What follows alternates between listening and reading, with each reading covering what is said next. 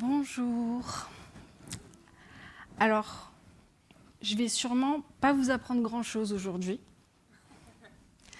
surtout vu qu'on est à la fin de la journée. Mais des fois, il est bien de répéter les choses importantes, même si on les connaît déjà.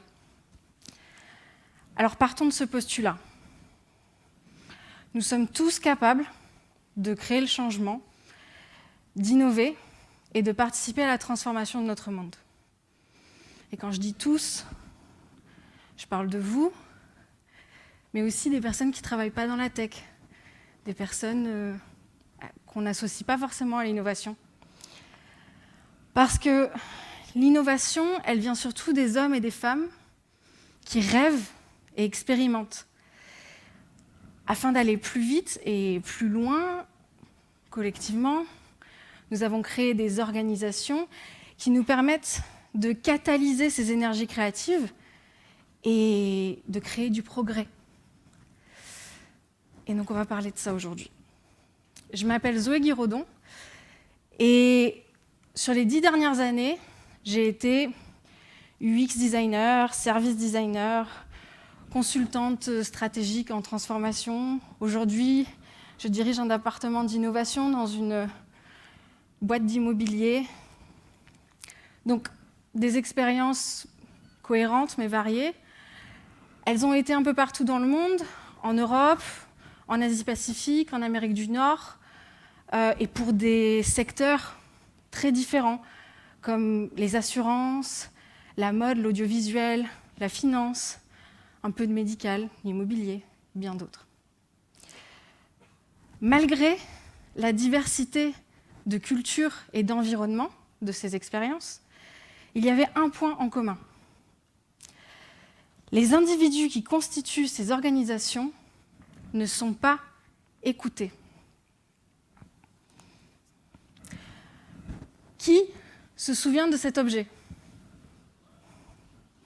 Ok. Prochaine question. Qui en a encore chez lui ? Ah, quand même. Ok, on a des rétros ici. Perso, moi, j'ai eu besoin de trouver une cassette pour une autre conférence il n'y a pas longtemps. Et ça a été branle-balle combat chez mes parents pour trouver la seule cassette qui restait, c'est l'enregistrement des vacances au ski de 2001. Donc, malgré le fait que certains d'entre vous en ont toujours, on peut s'accorder que c'est un objet qui se fait rare. Et un jour, j'ai travaillé pour une entreprise qui s'est retrouvée bloquée à cause de ce même objet. Donc, cette entreprise, c'était une chaîne de télé, une grande chaîne de télé britannique. Et la mission, c'était un accompagnement à la transformation digitale, tout ce qui est de plus banal. On arrive, et comme vous le savez tous, dans nos métiers, on apprend très très vite qu'il vaut mieux commencer par le bas de l'échelle hiérarchique, le terrain, pour comprendre une situation et pour récolter des informations. C'est ce qu'on a fait, ça n'a pas loupé.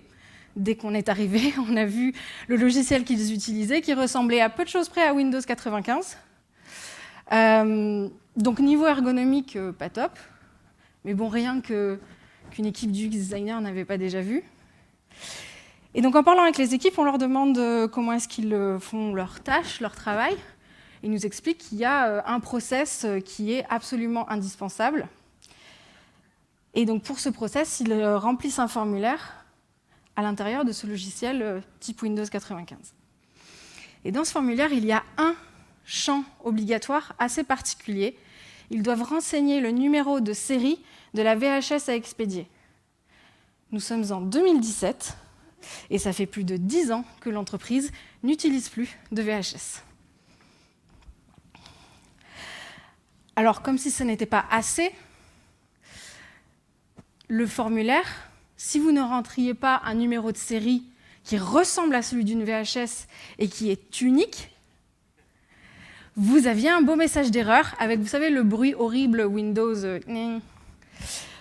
Donc, impossible d'avancer, impossible de compléter la tâche.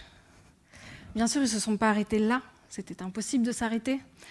Donc, l'un d'entre eux, autoproclamé pro d'Excel, a créé un fichier Excel qui leur permettait de générer des nouvelles version de numéro de série VHS à leur convenance. Et donc, du coup, ils se partageaient cette fiche et pouvaient avancer dans leur process. C'était du bricolage, mais ça fonctionnait. Ils avaient bien entendu rapporter à la direction et à leur management le problème maintes et maintes fois, sans jamais aucun retour. Cette équipe, elle a été instrumentale dans la transformation digitale. Sans eux, on n'aurait pas eu les résultats qu'on a eus. Et c'est parce qu'ils n'attendaient qu'une seule chose, c'est qu'on les implique. Les entreprises regorgent d'individus, pleins de ressources et d'idées pour améliorer un process ou la performance d'une entreprise, et même jusqu'à créer un produit complètement révolutionnaire. Et ça a toujours été le cas. Certains le connaissent, l'invention de cet homme a provoqué la faillite de l'entreprise pour laquelle il travaillait. Donc c'est Steven Sayson, l'inventeur de l'appareil photo numérique, qui l'a inventé chez Kodak en 1975.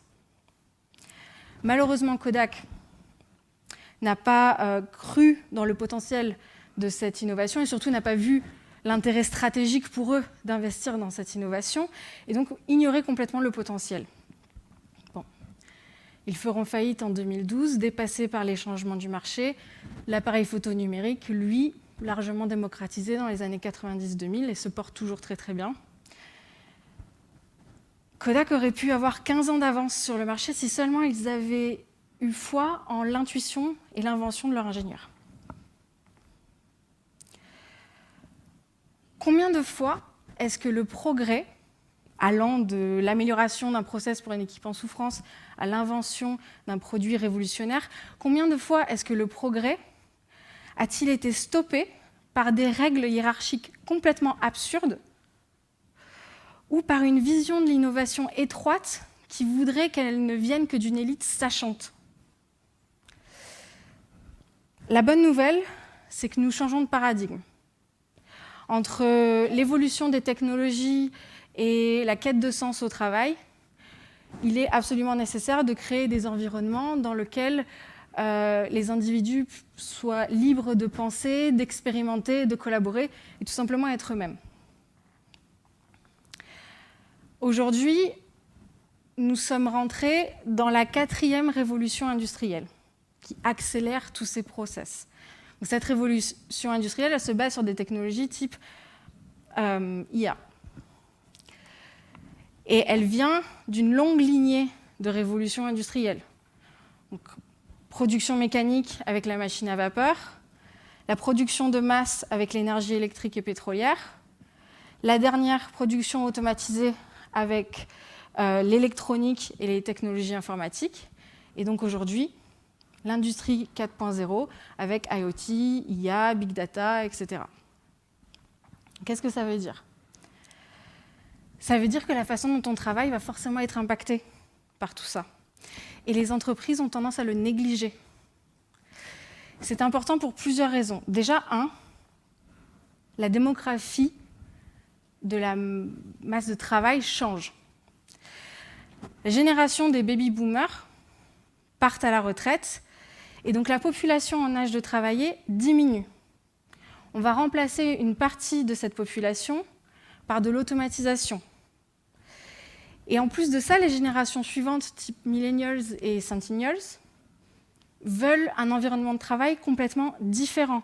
Ils ont des aspirations pour leur vie professionnelle qui sont disruptives par rapport aux générations précédentes. Et on ne parle pas seulement de télétravail. Donc, dans l'esprit de la 4e révolution industrielle, j'ai demandé à ChatGPT ce que ces générations veulent dans un environnement de travail. Voilà ce qu'il m'a dit. Ne vous inquiétez pas, je vais aller vérifier après quand même. Donc, pour rappel, les milléniaux, génération Y, nés entre 81 et 96. Les centennials, génération Z, nés entre 97 et 2012. Ce qui est intéressant ici, c'est que même si c'est formulé différemment, ils veulent à peu près la même chose. Donc, un sens des valeurs que l'on retrouve dans l'éthique et la transparence, voire l'engagement social chez la génération Z. génération Y, développement professionnel. Les Centennials veulent des opportunités d'apprentissage. De la flexibilité au travail pour les Millennials. Et donc flexibilité et travail à distance, celui-là il est parfait, pour les Centennials. Une culture d'entreprise inclusive que l'on retrouve dans la génération Z avec la notion de diversité. Et donc la technologie et l'innovation chez les générations Y, qu'on a avec innovation et diversité, mais aussi dans l'engagement social et dans l'éthique au niveau du travail. Donc jusque-là, je pense que je ne vous apprends toujours rien.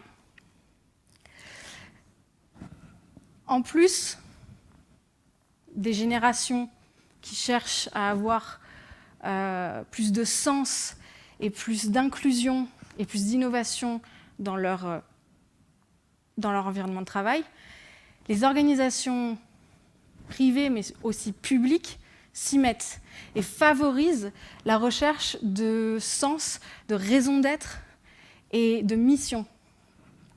En 2019, le gouvernement a lancé la loi Pacte, qui encourage les entreprises à partager leur mission et à ne plus réfléchir seulement à des aspects économiques de leur activité, mais aussi l'aspect social et environnemental. Donc tout le monde s'y met. Au-delà de l'aspect démographique, dans le passé, la technologie a renforcé la précision et la productivité des travailleurs manuels, leur a permis d'accomplir des tâches qui étaient autrefois réservées aux artisans hautement qualifiés. Et oui, c'est Dali qui a fait ça. Donc l'intelligence artificielle et les robots, ils auront l'effet inverse. Ils augmenteront la précision des travailleurs hautement qualifiés.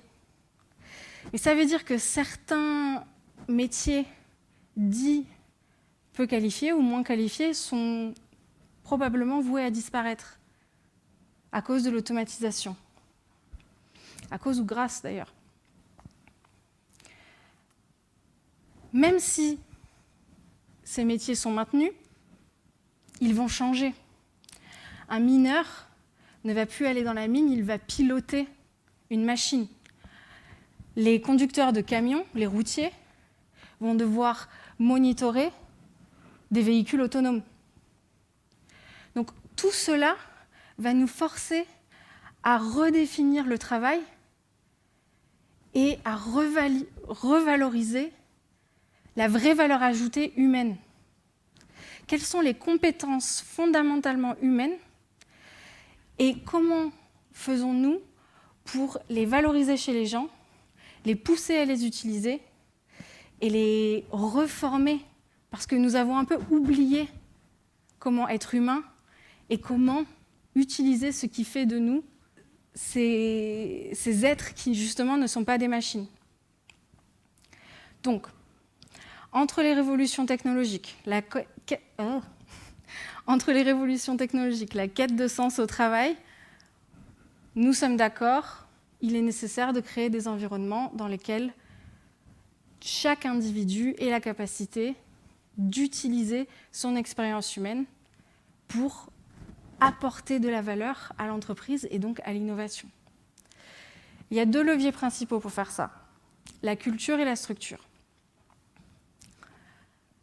Donc la culture, elle est le socle sur lequel tout repose. Elle-même s'appuie sur 3 points principaux. La raison d'être, qui est le pourquoi nous faisons ce que nous faisons. Elle va être la boussole qui guide chacune de nos décisions. Cette raison d'être, elle est renforcée par des valeurs qui présentent un peu toutes les initiatives et toutes les aspérités d'une entreprise. Ça devient sa personnalité.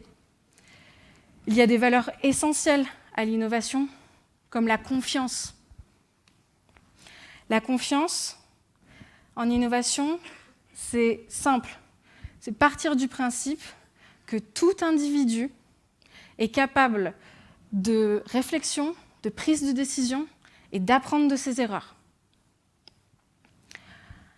Ensuite, une culture, elle ne sert pas à grand-chose si elle est cachée dans un PowerPoint obscur pour la direction. Une culture forte, c'est une culture partagée. Et elle se doit d'être partagée par des leaders, non pas définis par une hiérarchie, mais définis par leur capacité à inspirer et fédérer.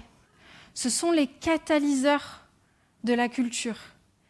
Ils inspirent et ils libèrent le potentiel de chacun. Il est très important de les trouver dans une organisation et de les aider à grandir, car c'est eux qui feront grandir le reste de l'entreprise. Alors, donc, je vous l'ai dit, moi je suis responsable d'un département d'innovation.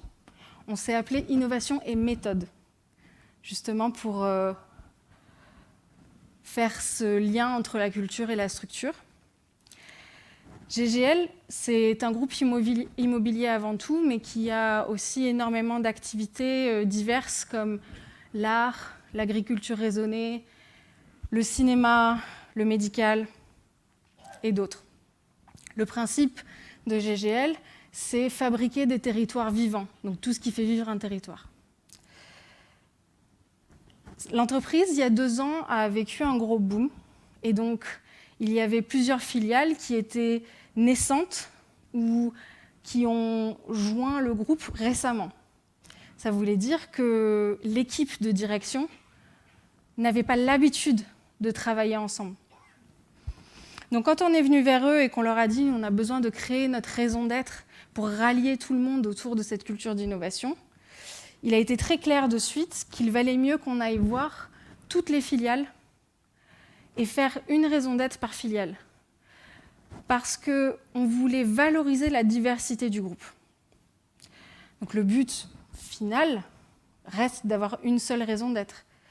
Mais on ne voulait pas noyer les diversités en faisant l'exercice trop rapidement. Donc on a pris notre bâton de pèlerin et on est allé partout dans la France voir les équipes.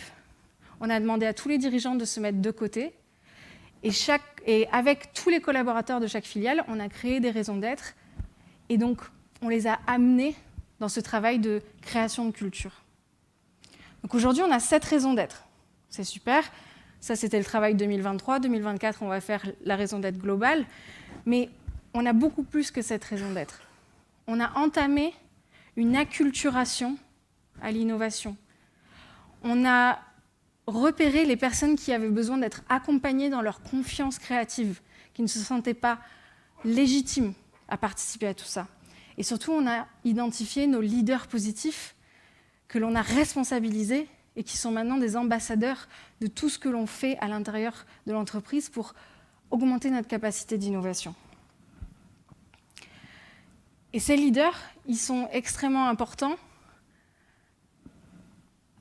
sur cette courbe. La loi de la diffusion de l'innovation. Et souvent, on l'utilise pour du produit, mais on peut l'utiliser en interne aussi. Donc, nos leaders, ce sont les innovateurs découvreurs, notre 2,5% de l'entreprise. Ces leaders, ils font partie d'équipes où ils managent des équipes. Ils vont les accompagner dans notre démarche. Et donc, grâce à eux, on va passer à 13,5%. On va avoir nos innovateurs et nos premiers adopteurs. Et une fois qu'on a ça, on peut commencer à créer des initiatives en interne un peu plus conséquentes pour aller chercher notre majorité initiale. Et ça sera beaucoup plus simple d'aller chercher le reste. Donc ça, c'est la culture. Bien sûr, elle doit être renforcée par plusieurs initiatives comme l'accès à la formation, encourager le partage d'expériences en interne, faire venir des externes. Tout ça, comme je vous l'ai dit au début, vous le savez déjà. Vient après la structure. Si vous retenez qu'une seule chose de la structure, c'est que sa fonctionnalité première, c'est la transparence. Et rien d'autre. Après, on démarre avec une stratégie. Cette stratégie, c'est notre plan d'action. C'est comment est-ce que l'on met en musique cette vision qu'on a définie. Comme la culture, elle est absolument inutile si elle n'est pas accessible, visible et lisible par tous. Vous ne pouvez pas demander aux gens de faire ce que vous voulez qu'ils fassent sans leur dire ce que vous avez prévu de faire. Ça paraît évident, mais malheureusement, c'est le cas dans tellement d'entreprises. Quand on se pose la question de la stratégie, on va commencer à réfléchir à nos investissements. Quelle est notre capacité et volonté d'investissement, autant au niveau financier, humain et dans les infrastructures? Mais ce n'est pas tout. Si vous vous souvenez, on sera transparence. Donc, quel investissement attendons-nous de la part de nos collaborateurs? Soyons clairs là-dessus. Et enfin, méthode et process, évidemment, dans structure, on ne peut pas faire sans. Mais j'ai fait le choix de ne pas vous expliquer comment est-ce qu'on crée un produit agile, etc., parce que je pense que je suis devant une audience déjà aguerrie. La seule chose que je voulais vous dire, c'est quand vous réfléchissez à vos méthodes et process pour votre structure, soyez sûr que elle favorise la créativité sans alourdir. Elle doit faciliter et pas bloquer process par process par process. Elle doit récompenser toutes les prises d'initiative et la collaboration indépendamment du résultat. Et enfin, elle doit créer des opportunités en interne pour célébrer les succès et collectivement apprendre des erreurs. Donc nous, ça fait 2 ans qu'on met tout ça en place dans une entreprise qui n'a pas l'habitude. On n'est pas une entreprise de tech, on n'est pas une entreprise de produits, c'est une entreprise qui n'a pas l'habitude de tout ce genre de jargon et d'initiatives. Et au bout de 2 ans, on a appris quelques points qu'on a vus qui fonctionnaient ou qui ne fonctionnaient pas. Déjà, la culture d'innovation est indispensable et elle doit encourager la prise de risque calculée, surtout dans des périodes comme aujourd'hui où nous sommes en crise. La collaboration transversale doit être favorisée, et transversale vraiment dans tous les sens. Nous, par exemple, on a énormément de filiales, donc on fait en sorte qu'ils puissent travailler ensemble, mais ça veut dire aussi pousser une organisation qui a tendance à être très hiérarchisée à se sortir de cette hiérarchie et travailler ensemble sur des projets sans penser à son grade, en quelque sorte. C'est ajouter de l'autonomie pour les équipes. Donc, de la vraie autonomie. Et la vraie autonomie, elle passe par la structure et des KPIs et être sûr que l'on sait où on va. C'est un vrai soutien de la direction. Et ça, c'est de la conduite du changement, mais c'est absolument indispensable que la direction soit derrière ces initiatives. C'est favoriser l'apprentissage continu. Et ça, c'est un changement culturel, de se dire que malgré le fait que ça fait 20 ans qu'on fait le même métier, on peut toujours continuer à apprendre. L'ouverture vers l'externe est très importante aussi. Et ça, moi, en revenant travailler en France, je me suis rendu compte que les entreprises peuvent être très fermées. Et donc, s'ouvrir un petit peu et collaborer, même avec certains, a priori, concurrents, était très important. On a besoin d'une agilité organisationnelle qui nous permet de s'adapter aux crises comme celles qu'on est en train de vivre. Il faut reconnaître et récompenser le travail fait. Et c'est ce que je disais tout à l'heure, les initiatives, la collaboration aussi. Et enfin, il faut un processus d'innovation qui soit structuré. Il faut un processus d'innovation qui permette aux individus qui constituent l'entreprise de savoir où est-ce qu'ils doivent commencer pour aller où, de leur donner une feuille de route, pour les accompagner à faire le premier pas.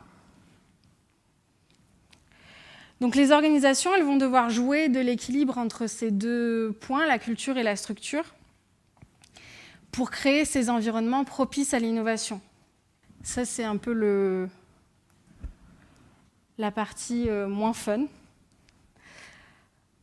Quand même, gardons en tête que c'est très facile d'avoir des dérives lorsque l'on parle de culture d'entreprise et qu'on essaye de créer des nouveaux modèles et on a tendance à vouloir dire oui à tout.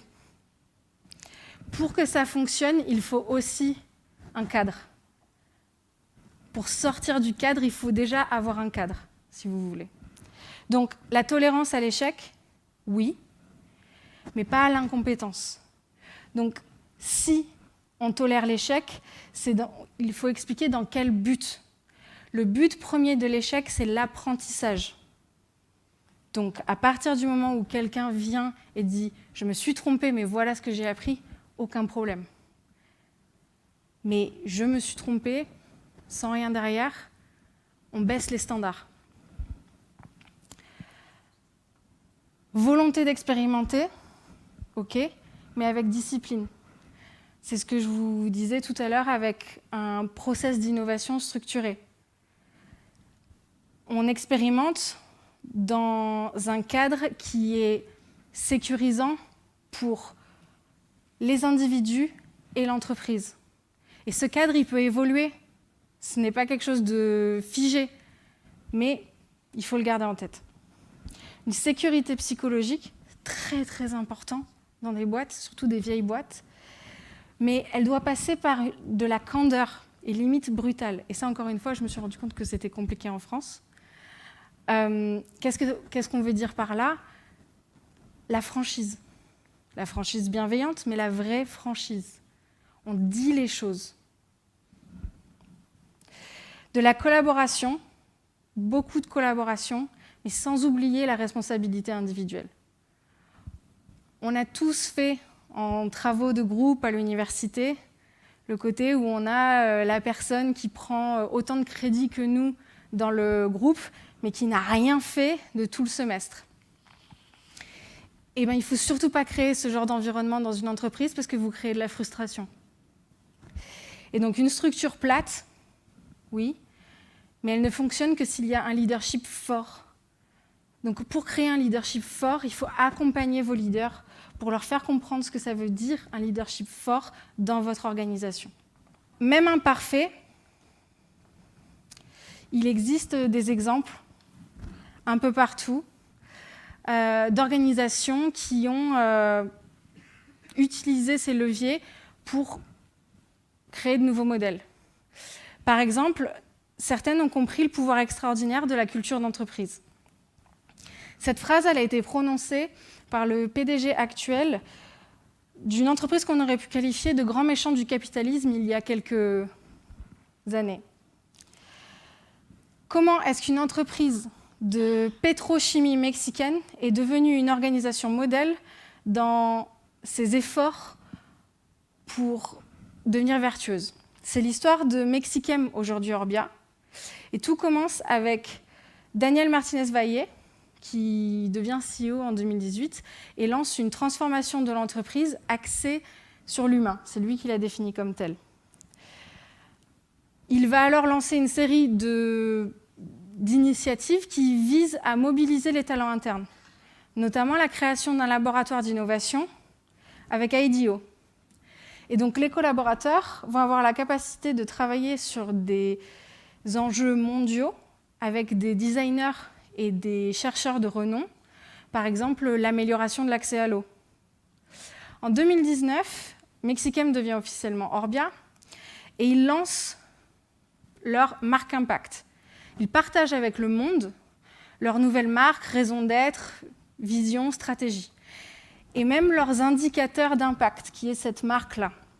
Donc c'est leur logo qui devient une représentation vivante de l'avancée qu'ils font sur les impacts positifs qu'ils souhaitent avoir avec leur entreprise dans le monde. Donc, aujourd'hui, les valeurs d'Orbia, elles sont clairement lisibles en interne et en externe. Ils demandent au monde de les challenger sur leur impact sur notre planète et sur les enjeux sociaux, et ils demandent en interne à leurs collaborateurs de toujours les pousser à innover et à se renouveler. Ils font toujours du plastique, mais aujourd'hui, ils utilisent tout leur arsenal interne pour chercher des solutions d'économie circulaire et des applications de leur technologie qui correspondent mieux à leur nouvelle raison d'être, faire avancer la vie dans le monde. Bon, certains d'entre vous me diront que c'est bien gentil, mais multinationales, on doute un peu de leurs intentions. C'est pas grave, parce qu'au-delà des multinationales, il y a des personnes qui ont décidé de prendre les choses en main et de créer des nouveaux modèles. C'est le cas de Joost de Blok. Donc, dans les années 90, le gouvernement néerlandais avait remarqué que le système de santé était en perte de vitesse et coûtait énormément d'argent. Donc, ils ont lancé plusieurs initiatives pour augmenter sa productivité.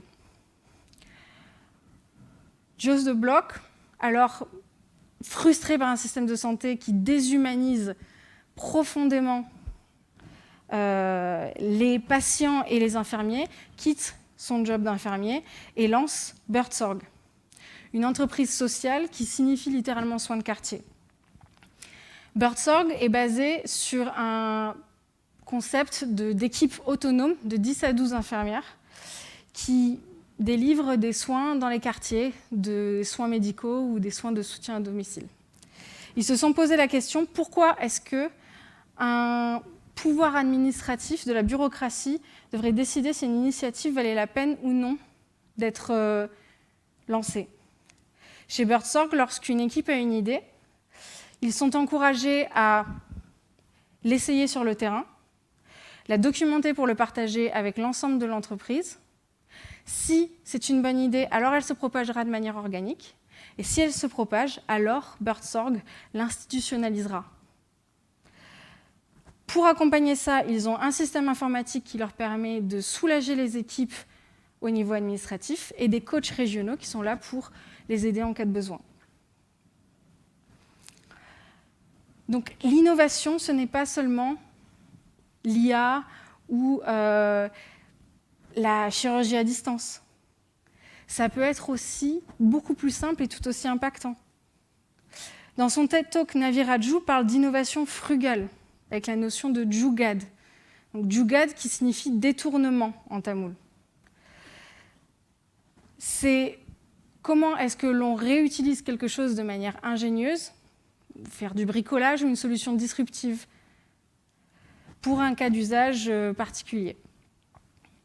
L'esprit Jugaad, donc en innovation, c'est une innovation qui est frugale dans ses moyens, agile dans son déploiement face aux contraintes et profondément inclusive dans sa conception et dans son exécution.